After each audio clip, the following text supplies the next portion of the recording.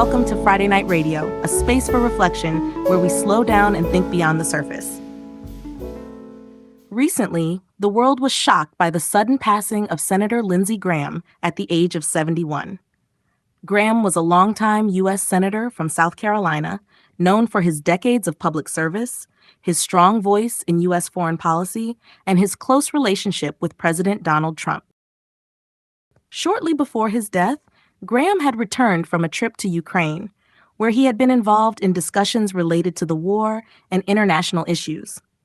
Hours later, he spoke with President Trump by phone. Trump later said Graham sounded tired after the long trip, but otherwise appeared fine. Not long after that conversation, Graham suffered a sudden medical emergency, reminding many people how quickly a seemingly healthy person can face a life-threatening event. When we hear someone suddenly pass away, we often hear the words heart attack or cardiac arrest. Many people think they mean the same thing, but they are actually two different events. A heart attack is a problem with the heart's blood supply.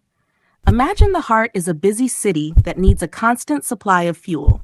If one of the roads bringing fuel becomes blocked, part of the city begins to suffer. In the same way, when a coronary artery becomes blocked, part of the heart muscle does not receive enough oxygen. Cardiac arrest is different. It is a problem with the heart's electrical system. Many people think the heart beats because blood flows through it. In fact, every heartbeat begins with a tiny electrical signal. That signal travels through the heart in a precise rhythm, telling the heart muscle when to squeeze and when to relax. If that electrical system suddenly fails, the heart can no longer pump blood effectively. This is called a cardiac arrest. And without immediate help, the brain and other organs quickly become affected. A heart attack can sometimes lead to cardiac arrest, but they are not the same thing. One is mainly a problem of blood flow.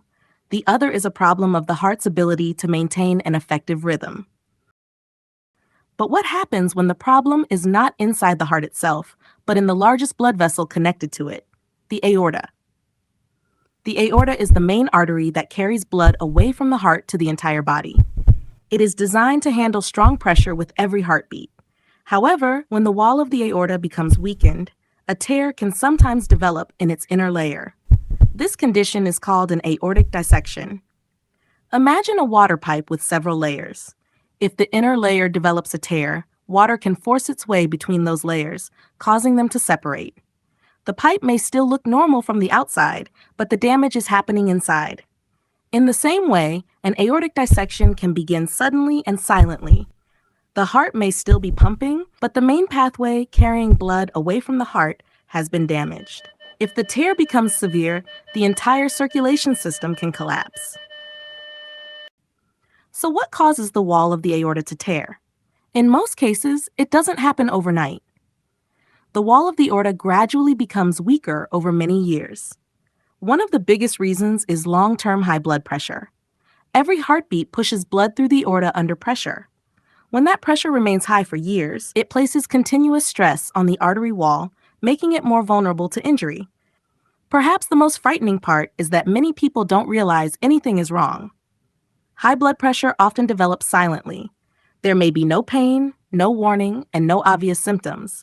People continue with their daily routines, caring for their families, serving their communities, and doing demanding jobs without knowing that years of pressure may already be affecting their heart and blood vessels.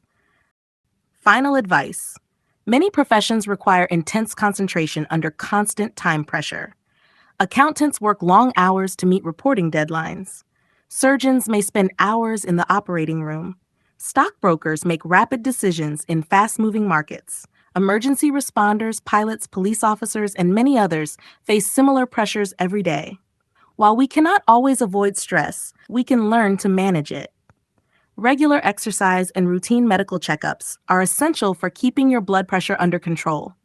Personally, I also find breathing exercises very helpful. They help regulate my breathing, calm my mind, reduce stress, and may help lower blood pressure. Most importantly, don't ignore your health. We often devote our lives to looking after others, but we should never forget to look after the heart that has been looking after us every second of our lives.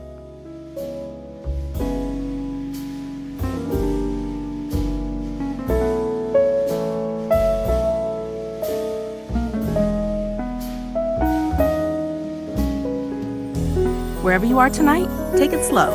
This is Friday Night Radio.